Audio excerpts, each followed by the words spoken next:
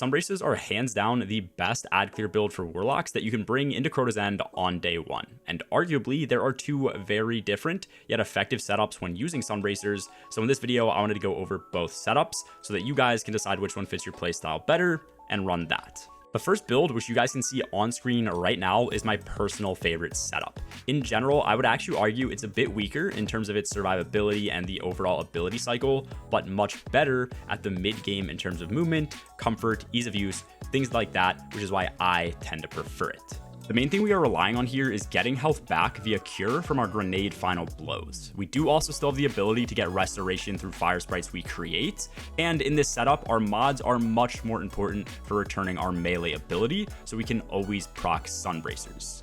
And you do also tend to use weapons more in this setup as well, which I think is great because people tend to load up into day ones thinking that some ability spam build is going to be insane and carry them, when just clearing with your weapons tends to be much safer and more consistent overall. On screen, you guys should now see the second setup that you can run, which I'm going to cover in this video. This is fantastic for people who really want to optimize their survivability because it offers unlimited restoration ×2, which is an insane amount of healing, but the cost is you're using heat rises. Heat rises does end up being great because you can get a ton of melee energy back just by getting airborne kills, but you do move around super slow. And if you want your solar grenades to have the lava spits, which drastically increase their damage, you cannot be running Icarus dash for better movement. Just like before, we are also able to get cure through our grenade kills, which is just bonus healing on top of restoration, and we do get an amazing uptime on our Phoenix dive, which is needed to proc restoration ×2, so we can almost always get max healing no matter the situation. Overall, the first build plays faster and is much more flexible in my opinion. You can use Sunbracers when you need it, but you aren't fully reliant on them. And then in the second build, it is much more of a full commitment to spamming grenades because it does play a bit slower in terms of its movement, with that benefit being survivability.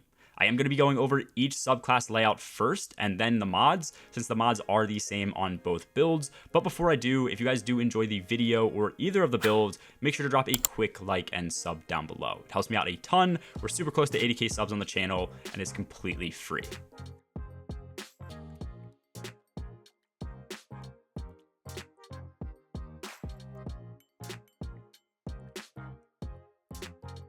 First up is my personal favorite build. This one plays a lot quicker than the second build, so we're going to cover this one first. And the reason for that is because we have Icarus dash instead of something like Heat Rises.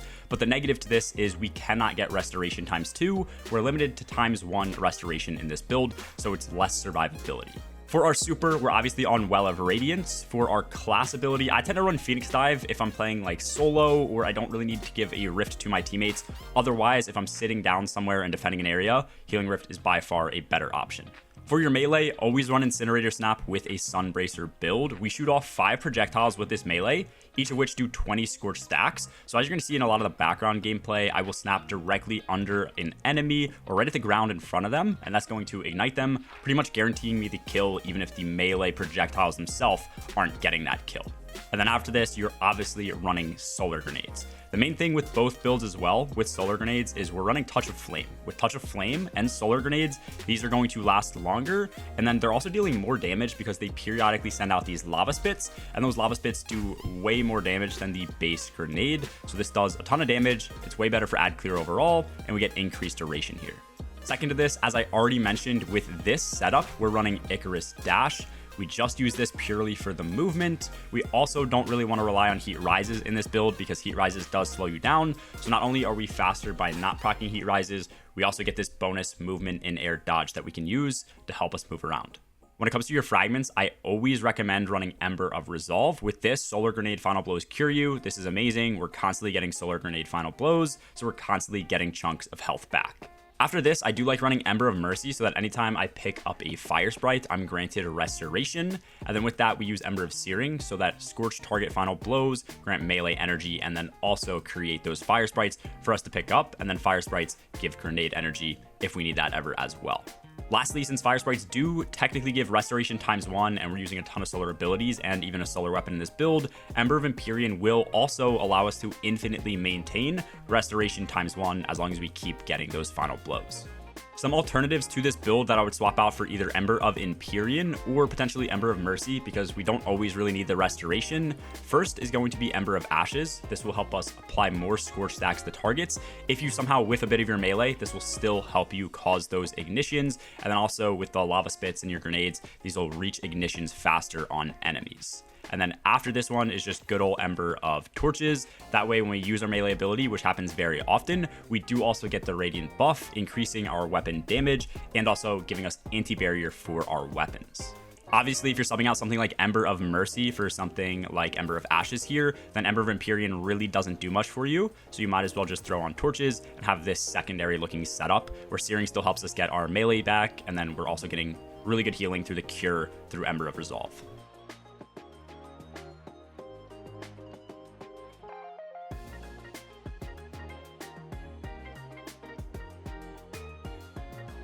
And then now on screen is the full secondary setup where we are utilizing Heat Rises, allowing us to get Restoration ×2 whenever we use our Phoenix Dive ability. This does play slower overall, but with Restoration ×2, you're getting, I think, 65 HP back every single second, which is insane and offers really good survivability.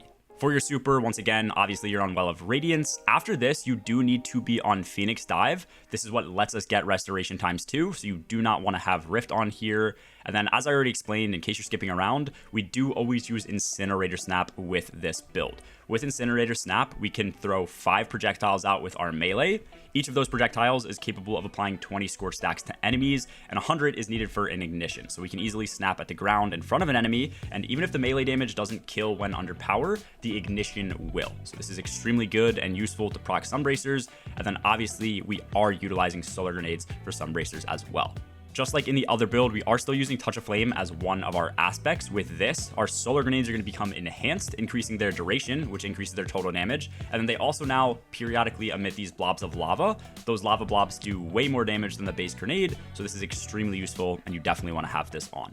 Second to this is Heat Rises, which does a couple things for us. The main thing is whenever we pop Heat Rises and then Phoenix Dive to the ground, that is what actually gives us Restoration ×2 for a couple of seconds, which we're also going to be able to infinitely extend. The second major thing this does is anytime we do get an airborne kill, whether that's with a weapon or abilities, that gives us a large portion of our melee energy straight back. So we can infinitely get melees back as we're getting kills, and it makes for a much better chain between your melee and your grenades for Sunbracers. With this second setup, I always use these same 4 fragments. First is going to be Ember of Resolve. With this, Solar Grenade Final Blows are going to cure us, which offers 70 HP every kill we get.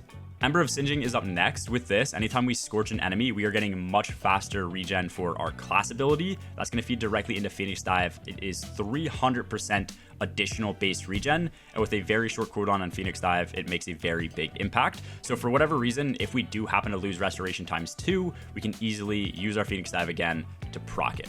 Third up is Ember of Torches. With this, powered melee hits are going to proc Radiant for us and nearby allies. This is really good for increased weapon damage of 25%, and once again, against anti-barrier champions. And then lastly, the main reason that we do have Radiant is because we're running Ember of Empyrean. With this, solar ability or weapon final blows extend a restoration and radiant effects. So if we do have enough adds and we're killing them with either Sunbracer grenades, our melee, or Sunshot, we are constantly maintaining Restoration ×2 and Radiant. On screen now are all the mods that you want to use with the build. This works for both setups. I use the exact same setup for both builds, so you don't need to change these if you want to hot swap your build during the day one. On my helmet, because I'm using an exotic primary, I have Heavy Ammo Finder and 1 Heavy Ammo Scout, along with Harmonic Siphon, because it's a solar build with a solar weapon. If you have pretty good means to generate ammo and you don't need to be running ammo finders and scouts for your teammates, you could easily hot swap this to something like Ashes to Assets. Because we're spamming grenades, this will allow us to place Well of Radiance down much more often. For your gauntlets, obviously make sure you're running Sunbracers. That's the entire point of this build in case you missed it somehow. And then with this, I'm running Firepower so that grenade final blows create orbs of power. And then with that, momentum transfer so that causing damage with a grenade gives me melee energy back. I know that Fastball used to be intrinsic to Sunbracers. I've heard rumors of it not being intrinsic anymore. I don't really know, but either way, this is the only mod you can really afford to put in this slot anyway, so I just have Fastball on for that reason. On my chest piece, as always, 3 copies of damage resistance mods. For the day one, make sure you're doing the same thing, but hot swapping these for whatever damage you're taking the most of.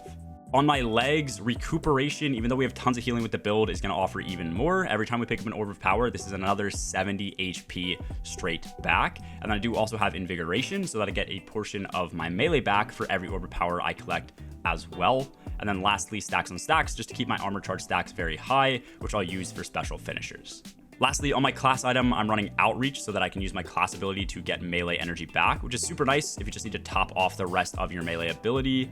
I do have Special Finisher so that I can do special finishes to generate ammo for my teammates with those armor charge stacks. And then lastly, Powerful Attraction is clutch, especially with Phoenix Dive, because this will collect any orbs of power nearby when we use our class ability, and that feeds directly into things like recuperation for more healing. We can get a ton of energy back through invigoration, and then top our armor charge stacks off as well.